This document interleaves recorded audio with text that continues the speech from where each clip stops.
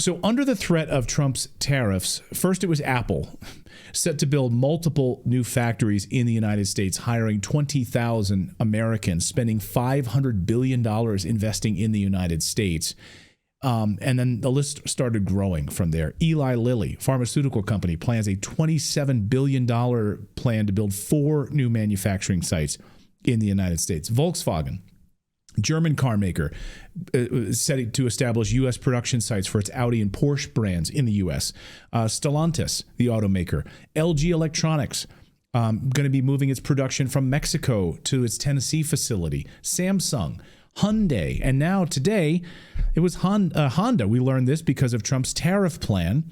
Honda is now about to produce their next round of Civic cars in Indiana, not in Mexico as they had originally planned due to U.S. tariffs, specifically because of U.S. tariffs.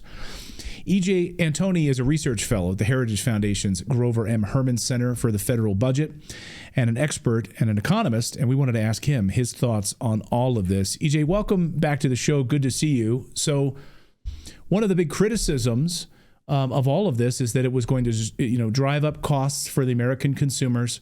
We're going to start paying a lot more here at home under Trump's tariffs. If you listen to left-wing podcasts, you can hear them complaining about it. They won't be able to get their cheap televisions from China or whatever it is. But it was going to be a big problem for American consumers. So are they right or are they wrong? Well, if it's going to be a problem for American consumers, I would love to see the evidence for that, right? Whether we're talking about in the past or today.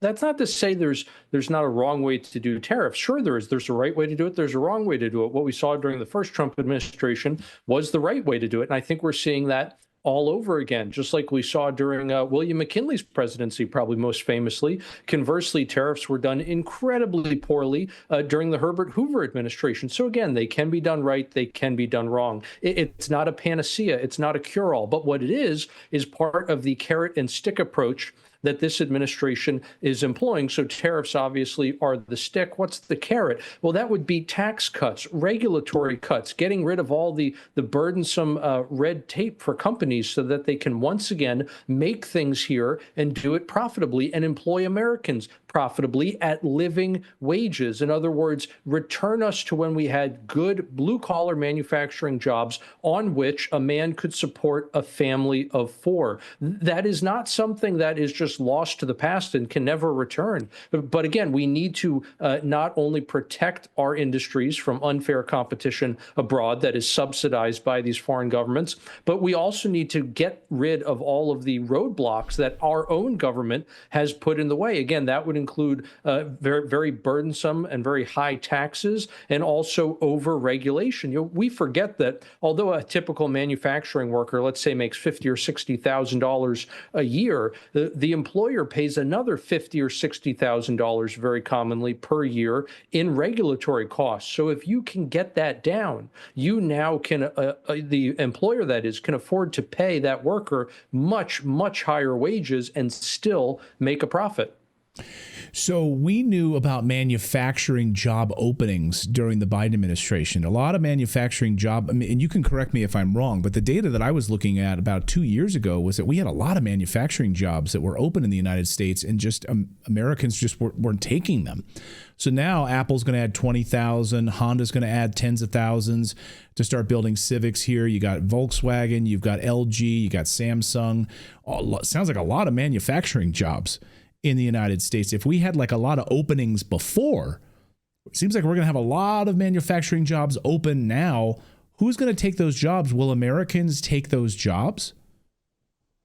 Well, we hear this question a lot, right? Why do we have job openings? And there's the question of, will Americans take these jobs? Well, for what wages, right? Under what conditions? It's not as if it's this binary, this black and white of either the job is filled or it's not. Either an American will take it or they won't, right? There's a lot of variables to consider there. And we also have to remember that the manufacturing sector has been hemorrhaging since the beginning of 2023. We now actually have lost more than 100,000 manufacturing jobs during that time. So again, this idea that somehow the sector has been booming and that we have all of these openings, it's just really not true, unfortunately. And the other thing to remember, again, with those openings is not not only do you have to remember the kinds of wages that are being offered, but another thing to consider is the fact that the survey we get that data from has only about a 30% response rate. In other words, there's a lot of bias that can be built into that data, and so the results aren't always reliable. That's why we always want to take those figures and then compare them with corresponding private sector data and not just rely on the government figures. And what we see when we look at that private sector data, again, is a sector that has been in recession, not one that's growing and has millions of openings. So let's look at what's going on Wall Street right now. And, I don't know that it's necessarily a bellwether of Main Street in the United States, but right now the S&P 500 has just posted its biggest loss since December this afternoon. And Trump is saying that, tariffs will proceed. NVIDIA shares falling 9% on tariff fears. So what do you make of Wall Street's reaction to tariffs? Well, unfortunately, a lot of people are still trying to feel out what's going to happen here. And what I mean by that is we have been inundated for literally decades with this thinking that all tariffs are bad and that free trade always and everywhere is good, whether it's fair trade or not. In other words, it doesn't matter what they're doing overseas. Here at home, we should always just refuse to put any kinds of tariffs or non-tariff barriers on the stuff that we're buying from foreigners, whether or not they are putting tariffs and non-tariff barriers. That would be things like quotas on the things that we're trying to sell overseas. And again, that's kind of just been this economic dogma that has been drilled into everyone's heads for decades. That means you have essentially an entire generation right now of money managers, brokers, and other people on Wall Street who have known only that way of thinking. And so in their minds, this is going to be absolutely catastrophic. But again, as we started this conversation, the record of history is quite clear that tariffs have been done successfully. They have been done unsuccessfully. It has been very fruitful in some times and has been very costly in others. And it seems that the way President Trump is implementing them right now is the right way and not the wrong way. So I think increasingly what's going to happen is people will need to see that in the long run, these companies' earnings are going to hold up just fine. And those earnings are the only thing really that justify ultimately stock prices. Yeah, because we just got word President Trump saying, these are going to move forward, the 25% on Mexico, the 25% on Canada. So it seems like any sort of last minute deals, we know Justin Trudeau hasn't done anything really to stop the flow of fentanyl into the United States. So that was a non-starter. You really haven't done anything to do it. That was part of the deal.